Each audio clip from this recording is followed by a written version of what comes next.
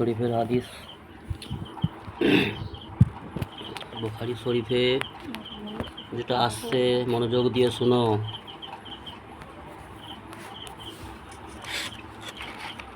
আউযু বিল্লাহি মিনাশ শাইতানির রাজিম। বিসমিল্লাহির রহমানির রহিম।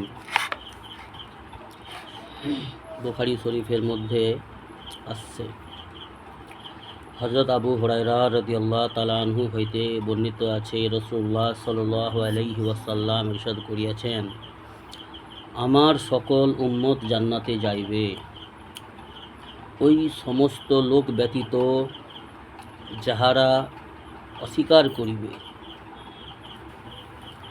সাহাবা রাদিয়াল্লাহু তাআলা আনহুরা জিজ্ঞাসা করিলেন, ইয়া রাসূলুল্লাহ সাল্লাল্লাহু আলাইহি ওয়াসাল্লাম, জান্নাতে যাইতে কে অস্বীকার করিতে পারে?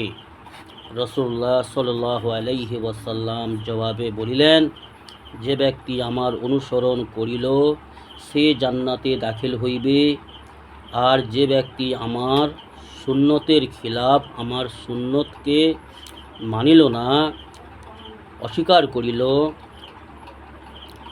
অবশ্যই সেই ব্যক্তি জান্নাত হইতে অস্বীকার করিল। বুখারী শরীফের হাদিস। কী বলছে ভালো করে শুনো, ভালো করে বুঝে নাও। হযরত আবু হুরায়রা রাদিয়াল্লাহু তাআলা আনহু হইতে হাদিসটি বর্ণিত আছে, রাসূলুল্লাহ সাল্লাল্লাহু আলাইহি ওয়াসাল্লাম ইরশাদ করিয়াছেন, আমার সকল উম্মত জান্নাতে যাইবে। রাসূলুল্লাহ সাল্লাল্লাহু আলাইহি ওয়াসাল্লাম কী বলছেন? আমার সকল উম্মত জান্নাতে যাইবে, ওই সমস্ত লোক ব্যতীত যাহারা জান্নাতে যাইতে অস্বীকার করে, বা যে সমস্ত ব্যক্তিরা জান্নাতে যেতে অস্বীকার করিবে তাহারা ছাড়া। তো সাহাবা রাদিয়াল্লাহু তাআলা আনহুরা জিজ্ঞাসা করিলেন, ইয়া রাসূলুল্লাহ সাল্লাল্লাহু আলাইহি ওয়াসাল্লাম, জান্নাতে যাইতে কোনো ব্যক্তি অস্বীকার করিতে পারে? জান্নাতে যাইতে কোনো ব্যক্তি অস্বীকার করিতে পারে? রাসূলুল্লাহ সাল্লাল্লাহু আলাইহি ওয়াসাল্লাম বললেন, হ্যাঁ পারে। এরকম অনেক ব্যক্তি আছে যারা জান্নাতে যেতে অস্বীকার করে, যারা জান্নাতকে বিশ্বাস করে না। তারা কারা?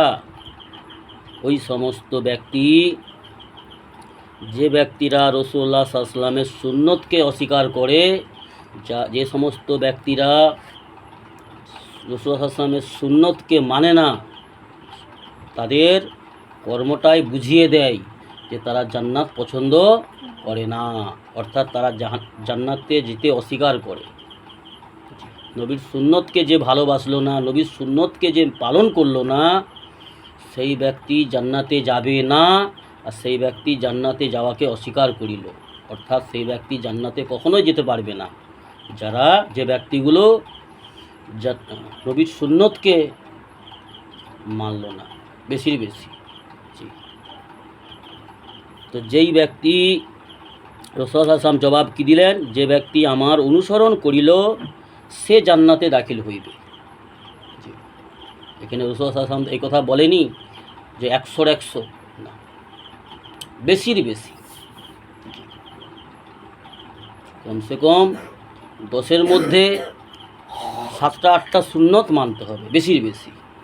যদি কেউ 10-এর মধ্যে 9, 100-এর মধ্যে 90 মানতে পারে, সে বড় সৌভাগ্যবান। আল্লাহ সুবহানাহু ওয়া তাআলাও কোনো বান্দার উপরে এমন বোঝা চাপিয়ে দেয়নি। আল্লাহ তাআলা কোনো বান্দাবান্দির উপরে এমন বোঝা চাপায়নি যে তোমরা 100-র 100 নম্বর নিয়ে আসো। আল্লাহ সুবহানাহু ওয়া তাআলা বলেছে, আমার বান্দাবান্দি, তোমরা 100-র মধ্যে 51 নম্বর নিয়ে আসো, মানে 50-এর বেশি ভালো কাজ করো।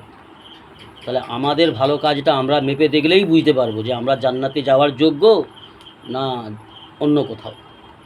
জি, আমাদের যে 24 ঘন্টার সময়টা যে আমরা কাটাচ্ছি, প্রত্যেকটা মানব জাতি, বিশেষ করে মুসলিম জাতির কথাই বলছি, যারা মুসলিম বলে দাবি করে, নবীকে ভালোবাসি দাবি করে, আল্লাহকে মানি, আল্লাহকে ভালোবাসি, আল্লাহর কোরআন মানি, কোরআনকে ভালোবাসি, নবীকে খুব ভালোবাসি, যারা এই দাবিটা করে, মুসলমান নামে যারা সমাজে কালেমা যারা পড়েছে, তারা যদি এটা ভাবনা চিন্তা করে দেখে যে আমরা জান্নাতে যাওয়ার যোগ্য না জাহান্নামে যাওয়ার যোগ্য, নিজেরাই বিবেচনা করে আমরা পেয়ে যাব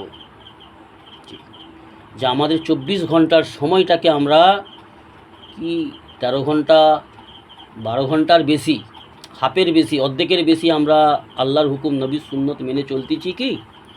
যদি 12 ঘন্টার বেশি, 13 ঘন্টা 14 ঘন্টা যদি আমরা আল্লাহর হুকুম নবীর সুন্নত মোতাবেক জীবন অতিবাহিত করি, তার মানে 5 ওয়াক্ত আল্লাহর হুকুম ফরজ নামাজগুলো আদায় করতে হবে। আর বাকি যে সময়গুলো আছে আমাদের ঘরের মেয়েদের কাজকাম আছে, আমাদের পুরুষ মানুষদের ব্যবসা বিজনেস দোকান দানি কাজ কাম সার্ভিস চাকরি যেইভাবে যেই যাই কাজ করুক না কেন, সেই কাজের যে সময়ে কাজের মধ্যেই আল্লাহর নবীর সুন্নত রয়েছে, আল্লাহর হুকুম রয়েছে এবং রাসূল সাল্লাল্লাহু আলাইহি ওয়াসাল্লামের সুন্নত রয়েছে।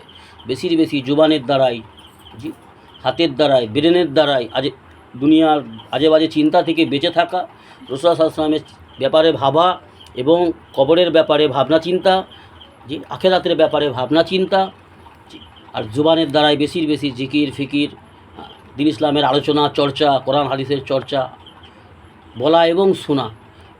আমরা 12 ঘন্টার বেশি, 13 ঘন্টা 14 ঘন্টা যদি আমাদের জীবন, আমাদের সমস্ত অঙ্গ প্রত্যঙ্গ যদি আল্লাহর হুকুম নবীর সুন্নত মোতাবিক হয়, তাহলে সৌভাগ্যবান সেই ব্যক্তি, তাহলে সে জান্নাতে যাওয়ার যোগ্য। অর্থাৎ সে রাসূলুল্লাহ সাল্লাল্লাহু আলাইহি ওয়াসাল্লামের ইতাআত করলো, রাসূলুল্লাহ সাল্লাল্লাহু আলাইহি ওয়াসাল্লামের সুন্নতগুলোকে নিজের জীবনে বাস্তবায়িত করলো।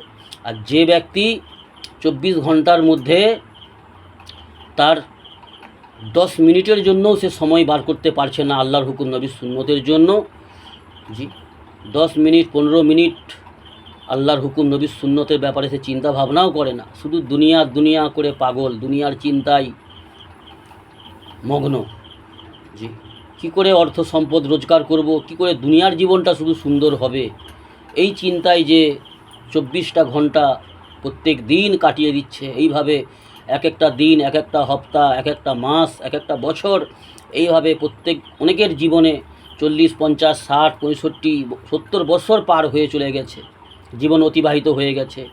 আমাদের সমাজে দেখি কিছু বৃদ্ধ পুরুষ মানুষ, কিছু বৃদ্ধ নারী মেয়ে মানুষ, তাদের জীবনটা, দুনিয়ার জীবন তো কাটছে, কেটে যাবে, সুখে দুঃখে হাসি কান্না, কিন্তু আখিরাতের মসলা, আল্লাহর কাছে মুখ দেখাবো কিভাবে, আল্লাহর কাছে দণ্ডায়মান হব কিভাবে, সেখানে পাস হব না ফেল হব, এই চিন্তা ভাবনা আমাদের মধ্যে, চিন্তা চেতনা আমাদের মধ্যে নেই।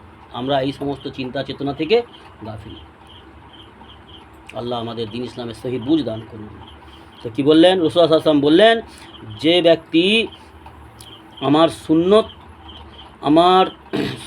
সুন্নত মোতাবিক জীবনযাপন করলো, সেই ব্যক্তি জান্নাতে দাখিল হইবে। আর যে ব্যক্তি আমার নাফরমানি করিল, অর্থাৎ আমার সুন্নতের খেলাফ চলিল, অবশ্যই সে ব্যক্তি জান্নাত হইতে অস্বীকার করিল, অর্থাৎ সে ব্যক্তি জান্নাতে যাইতে পারবে না, জান্নাতে যাওয়ার যোগ্য হতে পারল না।